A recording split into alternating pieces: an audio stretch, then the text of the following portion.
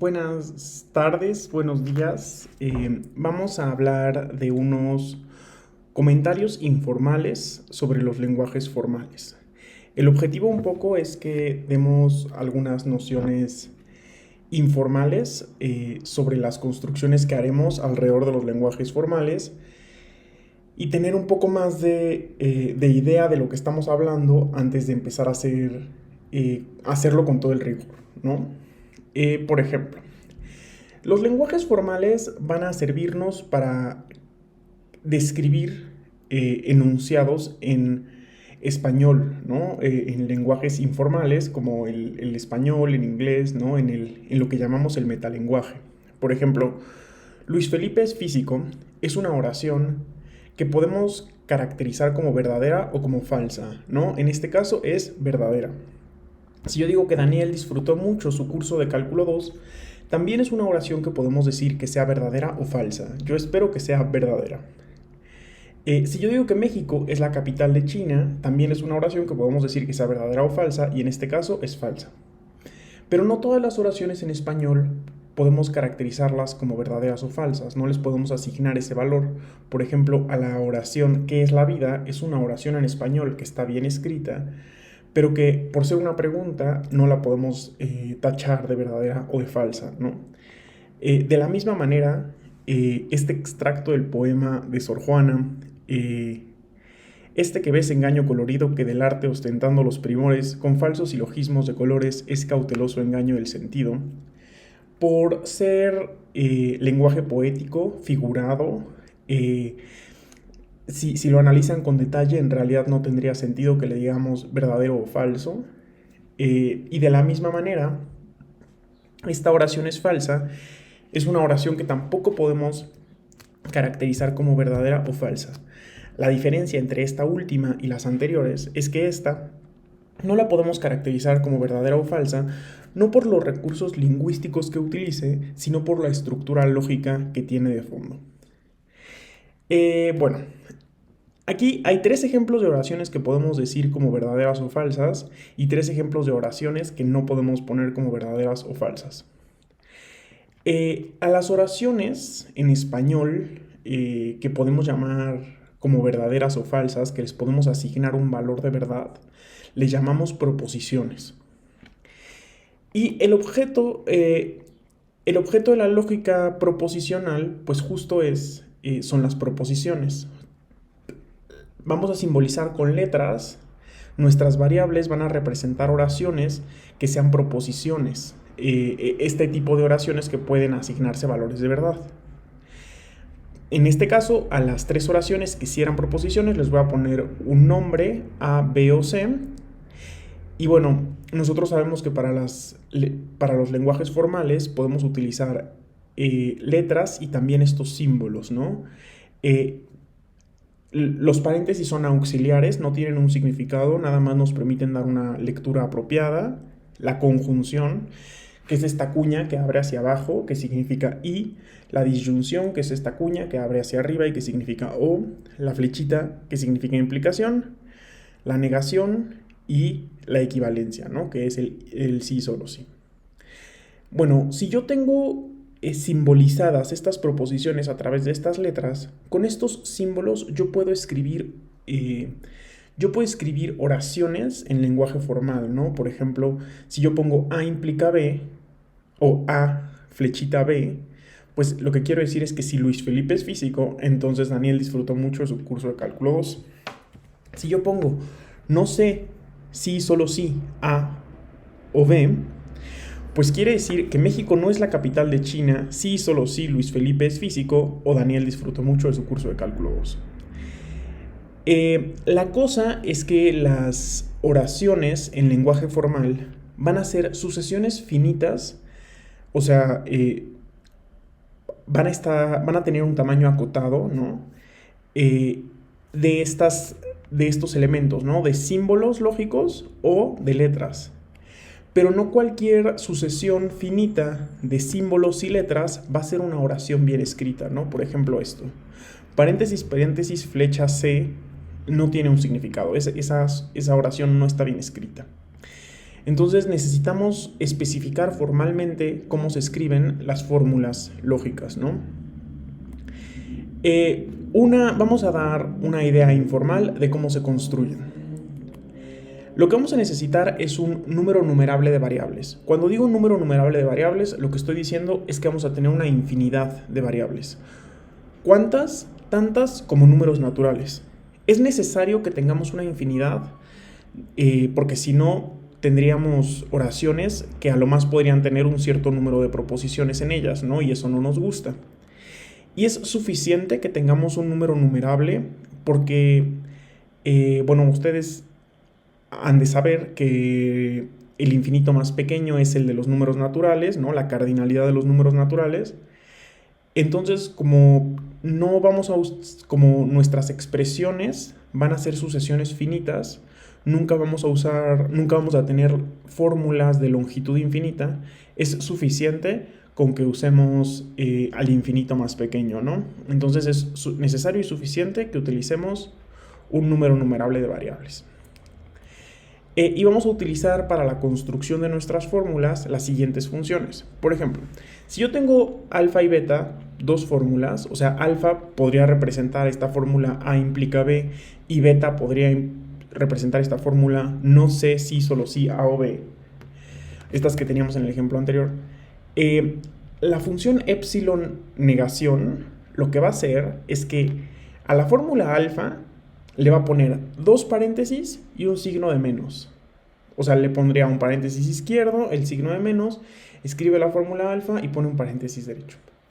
Lo mismo las demás, ¿no? Como que son funciones que van a tomar fórmulas y que me van a regresar otra fórmula, pero ahora escrita así. Esos son los ingredientes que vamos a utilizar. ¿Cómo se construyen los lenguajes formales? Pues bueno, la receta es así. Todas las variables, es decir, todas las proposiciones son fórmulas bien formadas. Si yo nada más digo A, pues ok, A representa que Luis Felipe sea físico, entonces esto es una fórmula bien formada. Las variables son fórmulas bien formadas. Si yo ya tengo dos fórmulas bien formadas, al aplicarles estas funciones, obtengo de nuevo una fórmula bien formada. Y yo puedo verificar que una fórmula sea bien formada si a partir de un número finito de pasos lo puedo verificar con el paso 1 y 2, ¿no? Con estos dos incisos, si yo lo puedo verificar en un número finito de pasos, entonces es una fórmula bien formada. Fíjense que el paso 1 y 2 nos permiten construir fórmulas bien formadas. Toma variables, aplícales funciones y así podrás construir una fórmula bien formada. Y el paso número 3 lo que nos garantiza es cómo verificar si una fórmula es bien formada. Esta no es la construcción formal, esta nada más es una idea. Pero bueno, podemos ver un ejemplo a partir de esta idea. Por ejemplo, vamos a construir una fórmula bien formada. Yo me tomo tres variables, las que sean. Cada una de ellas ya es una fórmula bien formada. Pero por el paso 2, también estas son fórmulas bien formadas, ¿no? Si yo la epsilon negación se la aplico a la variable A28, lo que obtengo, que es la negación de A28, es una fórmula bien formada. Si yo le aplico la función bicondicional a A35 y A0, lo que obtengo es una fórmula bien formada. Entonces, por el paso 2, esas que estoy mostrando ahí también son fórmulas bien formadas. De la misma manera, por el paso 2, esta es una fórmula bien formada. Lo que estoy haciendo es que le estoy metiendo a la función disyunción fórmulas bien formadas, ¿no? A la función disyunción la estoy evaluando en el resultado de evaluar a la función negación y a la función bicondicional en variables, ¿no? Entonces, estoy evaluando a la función disyunción en fórmulas bien formadas, por lo tanto, lo que voy a obtener al final es una fórmula bien formada. Este es un ejemplo de cómo el inciso 1 y el inciso 2 nos permiten construir fórmulas bien formadas. Ahora, si yo tengo esta fórmula y quiero verificar que sí sea bien formada, vamos a utilizar el inciso 3. Observemos que esta fórmula es en realidad la imagen de la función epsilon implicación, ¿no? Evaluada en dos cosas, evaluada en esta y evaluada en esta. Entonces, si estas dos cosas, la de la izquierda y la de la derecha, son fórmulas bien formadas, eso quiere decir que la fórmula inicial será bien formada. Ahora, ¿cómo revisamos que la de la izquierda y que la de la derecha sean fórmulas bien formadas? Pues de la misma manera. Notemos que la de la izquierda es la imagen de una función epsilon conjunción evaluada en dos variables. Entonces, esa cosa de la izquierda sí es una fórmula bien formada porque es el resultado de aplicar epsilon conjunción a A1 y a A10. Luego, para la de la derecha, observen que es la imagen de la función epsilon disyunción. Si esa es disyunción, la otra era conjunción. ¿Aplicada a qué? Aplicada a esta y a esta. Observen que cada una de ellas vuelve a ser la imagen de una función epsilon aplicada a variables, ¿no? Entonces, por ejemplo, la de la izquierda es la función epsilon negación aplicada a A3 y la de la derecha es la función epsilon bicondicional aplicadas a A8 y a A3.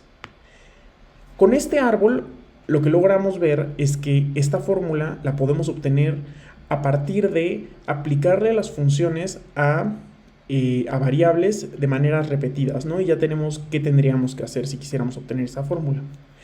Por lo tanto, por el paso 3, esta fórmula es bien formada. Hay un último comentario que me gustaría hacerles al respecto de las fórmulas bien formadas y de los lenguajes formales. El hecho de que los podamos construir así nos permite tener inducción, nos permite hacer pruebas por inducción. Entonces me gustaría establecer cuál es el teorema de inducción para fórmulas bien formadas. Si recuerdan, el teorema de inducción para números naturales, o bueno, el principio de inducción para números naturales, dice que pues lo tienes que demostrar para el 0 y que si se preserva bajo la función sucesor, o sea que si se preserva al sumarle 1 a un número que suponemos que tiene la propiedad, entonces todos los números la tienen. Aquí vamos a hacer más o menos lo mismo. Dijéramos que tenemos una propiedad para fórmulas.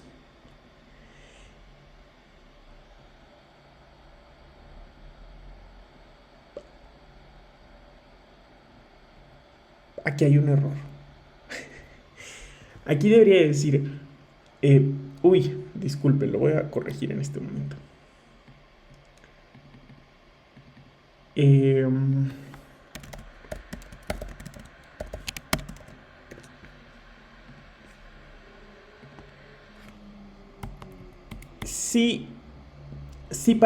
Si todas las variables cumplen la propiedad P, ese es el paso base.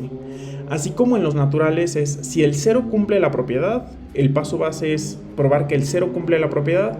Aquí el paso base es probar que las variables cumplen la propiedad. Si las variables cumplen la propiedad y si yo supongo que dos fórmulas, alfa y beta, cumplen la propiedad y tengo que las imágenes bajo las funciones epsilon cumplen la propiedad, entonces todas las fórmulas bien formadas cumplen la propiedad P. El paso base es probar que las variables cumplan la propiedad. Y el paso inductivo es suponer que dos fórmulas cumplen la propiedad y demostrar que la negación de la fórmula cumple la propiedad, que la conjunción de esas fórmulas cumple la propiedad, que la disyunción de esas fórmulas cumple la propiedad, que la implicación de esas fórmulas cumple la propiedad y que la bicondicional de esas fórmulas cumple la propiedad. Si eso pasa, entonces la propiedad se preserva a lo largo de la construcción de las fórmulas bien formadas y por lo tanto todas las fórmulas bien formadas cumplen la propiedad. Yo creo que con un ejemplo será más claro.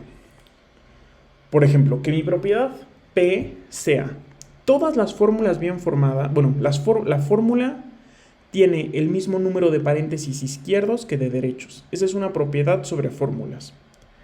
A ver, el paso base para las variables. Las variables no tienen paréntesis. Entonces, cada fórmula tiene el mismo número de paréntesis derechos e izquierdos. Tienen cero paréntesis, ¿no? Entonces, todas las variables cumplen la propiedad. Porque tienen cero paréntesis izquierdos y cero paréntesis derechos. Ahora va, el paso inductivo. Supongamos que alfa y beta son fórmulas que cumplen que tienen el mismo número de paréntesis izquierdos y derechos. Por ejemplo, ahora habrá que, si nosotros le aplicamos la negación a alfa, obtenemos paréntesis izquierdo, negación, alfa, paréntesis derecho. Fíjense que el número de paréntesis que tiene alfa tiene el mismo número de paréntesis izquierdos que el de paréntesis derechos. Entonces, si al número de paréntesis izquierdos le sumamos 1, te da lo mismo que si al número de paréntesis derechos le sumamos 1, porque tienen el mismo número de paréntesis izquierdos y derechos. Ahí estamos usando la hipótesis inductiva. Por lo tanto, esta fórmula no sabemos que sea alfa, pero tiene el mismo número de paréntesis izquierdos que de derechos. Eso fue para la negación, pero habrá que probarlo para todas, ¿no? Para la disyunción, para la conjunción, para la bicondicional y para la implicación. Si sienten que escribir demostraciones por inducción para números naturales es tedioso, para fórmulas lo es mucho más, porque hay que hacer 5 pasos, ¿no? En la hipótesis, en el paso inductivo. Y pues bueno, yo, para ahorrarme bytes, para ahorrarme his, voy a poner ahí un cuadradito, porque la demostración es lo mismo para todos los símbolos, ¿no? Y es la misma lógica. Si yo le aplico la función, la que quieran, conjunción, disyunción, bicondicional, implicación, si yo se la aplico a alfa y a beta, observen que el resultado va a tener el número de paréntesis izquierdos de esta expresión es el número de paréntesis izquierdos en alfa más el número de paréntesis izquierdos en beta más 1. Y el número de paréntesis derechos es el número de paréntesis derechos de alfa más el número de paréntesis derechos de beta más 1. Como alfa tiene el mismo número de paréntesis izquierdos que de derechos y beta tiene el mismo número de paréntesis izquierdos que de derechos, podemos concluir que esta fórmula tiene el mismo número de paréntesis izquierdos que de derechos, sin importar si es la fórmula de disyunción, implicación, bicondicional, conjunción, implicación. Esa fórmula tiene el mismo número de paréntesis izquierdos y de derechos. Por lo tanto, todas las fórmulas bien formadas van a tener el mismo número de paréntesis izquierdos que de derechos. Espero que con esto les pueda dar una idea de cómo será la construcción de lenguajes formales, de que puedan distinguir qué quiere decir una fórmula bien formada y que tengan una idea de qué es la inducción para fórmulas bien formadas. Cualquier duda, pregunta o lo que sea, estamos aquí para ayudarles.